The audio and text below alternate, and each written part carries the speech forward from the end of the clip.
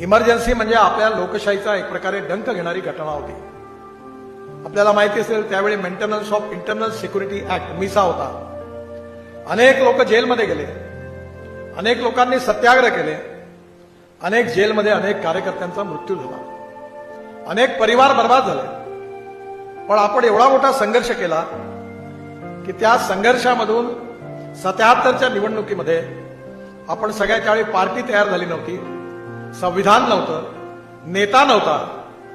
जनता party ही हिंदुस्थानच्या इतिहासातली अशी पार्टी आहे की त्या पार्टीचा झेंडा नव्हता, दंडा नव्हता, असं काही मिटिंग झाली नाही, कार्यकारिणी नव्हती, अध्यक्ष नव्हता. इलेक्शनच्या वेळी तात्पुरती व्यवस्था झाली आणि जनतेने इतका प्रतिसाद दिला की रायबरेली मतदारसंघामध्ये इंदिरा गांधींचा पराभव झाला. पूर्ण उत्तर भारतामध्ये काँग्रेस समूळ नष्ट झाली, संजय गांधींचा पराभव झाला आणि जनतेने